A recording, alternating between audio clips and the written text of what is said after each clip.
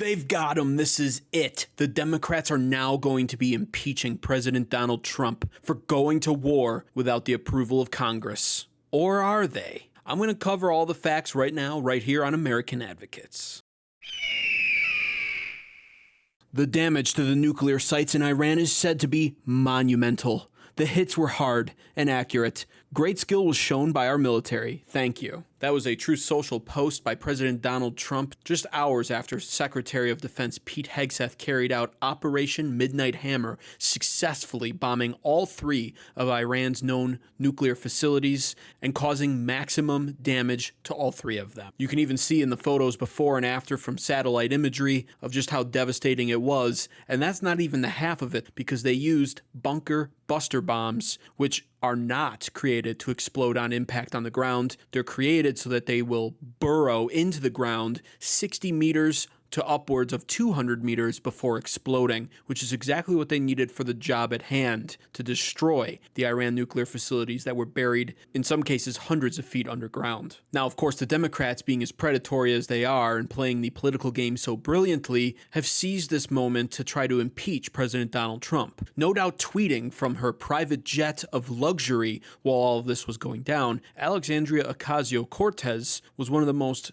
notably outspoken about how outraged she was that President Donald Trump did this without the approval of Congress, saying in her tweet, "The president's disastrous decision to bomb Iran without authorization is a grave violation of the Constitution and congressional war powers. He has impulsively risked launching a war that may ensnare us for generations. It is absolutely and clearly grounds for impeachment." And of course, all the young, liberal, impressionable minds, being robots that they are, wound up also tweeting something similar, resulting in the Impeach President Donald Trump Now hashtag trending on X for quite a few hours. But as usual, Alexandria Ocasio Cortez seems to be gravely mistaken. I wasn't sure if she had ground to stand on, so I did some research on it. And I pulled up the War Powers Resolution Act of 1973 that she was talking about because it's public information on .gov websites. This is what I found. First and foremost, one of the stipulations of this War Act is under Consultation Section 3. The President in every possible instance shall consult with Congress before introducing United States Armed Forces into hostilities or into situations where imminent involvement in hostilities is clearly indicated by the circumstances. And after every such introduction shall consult regularly with the Congress until the United States Armed Forces are no longer engaged in hostilities or have been removed from such situations. But hold on a minute. Didn't President Donald Trump deliberately not inform the congressional Democrat members that they were about to be bombing Iran? Well, that's what was humorously reported in this CNN segment right here. It did make me laugh. Learning, by the way, that some Republican U.S. lawmakers were in fact told in advance about these strikes on Iran. Sources telling CNN they include the House Speaker Mike Johnson and the Senate Majority Leader John Thune. But top Democrats on the House and Senate Intelligence Committees were kept in the dark. That's what we're told.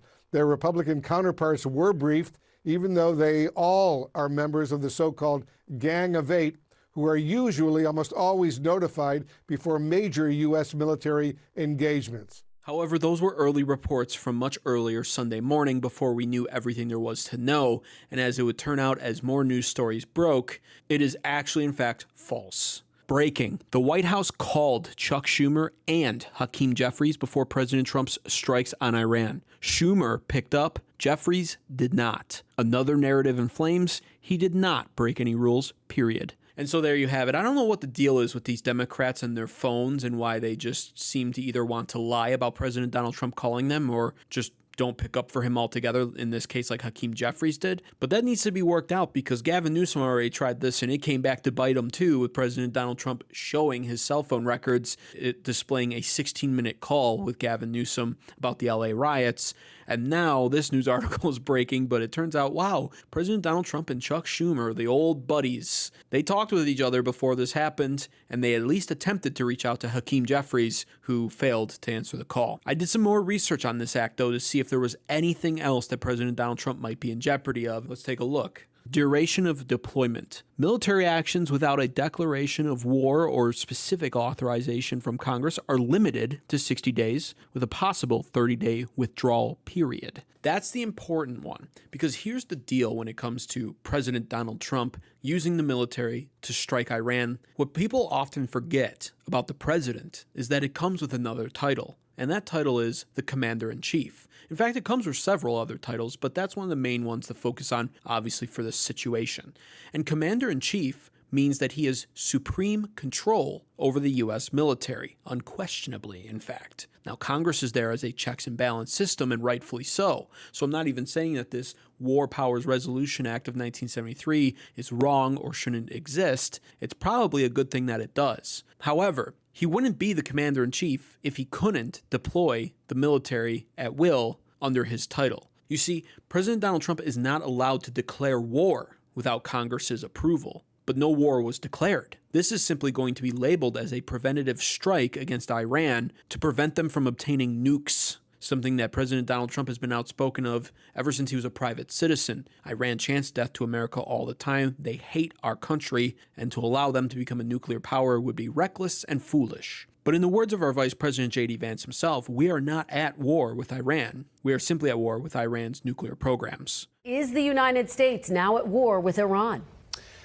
No, Kristen, we're not at war with Iran. We're at war with Iran's nuclear program. And that's all that was. This was not a war. There are no boots on the ground. There are no soldiers deployed as of yet, and hopefully there won't ever be, because I personally have Middle East fatigue, and I know a lot of other people do. And Trump does listen to his MAGA voter base, and I think he knows that his MAGA voter base does not want another Middle Eastern war, and we do not want to see boots on the ground. But back to the main point, this was simply a strike. No different than when he struck Yemen a few months ago and took out the Houthis, who were targeting U.S. military ships, and no different than what we've seen in the past from other presidents as well. So President Donald Trump has crossed his T's and dotted his I's. And when it comes to his authority as the Commander-in-Chief, Article 2, Section 2 of the Constitution, the President has the ultimate authority over the military, including the Army, Navy, and when called into service, the state militias as well. The President can deploy troops domestically and internationally as deemed necessary for national defense. Bingo. That's going to be any sort of defense that the Trump administration uses for the actions over the weekend of President Donald Trump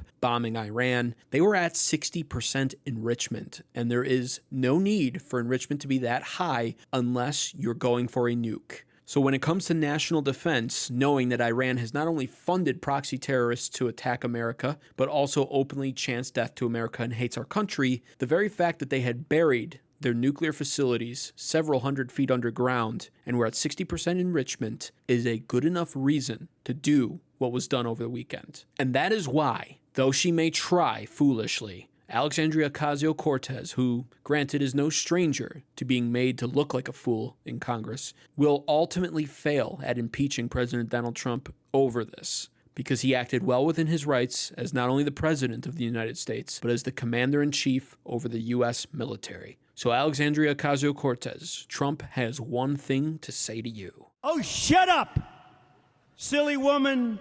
Remember, give this video a thumbs up. Unless you're a Democrat who loves Iran, then please dislike the video and never return. Also subscribe to American Advocates for more content like this. Thanks for watching.